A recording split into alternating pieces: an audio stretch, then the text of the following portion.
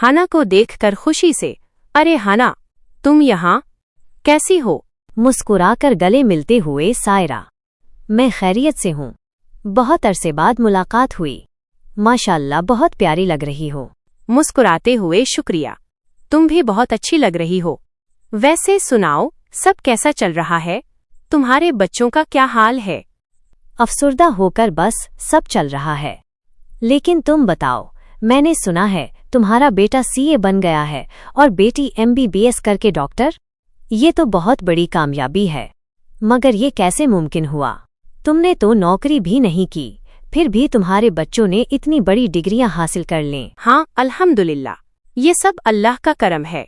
देखो हना, जब मैं तालीम हासिल कर रही थी तब ही मैंने फैसला कर लिया था कि मेरी डिग्री मेरे बच्चों की बुनियाद बनेगी। ये नहीं है कि मुझे माली तौर पर मुश्किलात का सामना नहीं करना पड़ा, लेकिन मैंने सब्र और हिम्मत से काम लिया।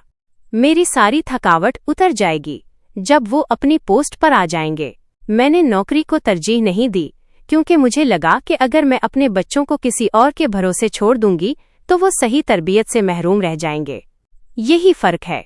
तुमने नौकरी की थकावट के बाद उन्हें सुकून तो दिया, उन्हें हर चीज में आसानी तो मिली, लेकिन वो तालीम में बहुत पीछे रह गए।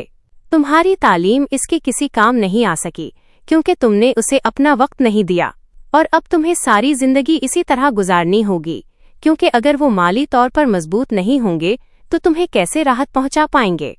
अफसुर्दा होकर, हाँ, मैं जानती हूँ। मेरा बेटा तो ग्रेजुएशन करने में भी बहुत मुश्किल महसूस कर रहा है। इसे पढ़ाई में बहुत दिक्कतें आती हैं। दुखी तुम सही कह रही हो सायरा, मैं अपनी तालीम का सही इस्तेमाल नहीं कर पाई। उम्मीद से हाँ, तुम सही कह रही हो, मुझे कुछ करना होगा।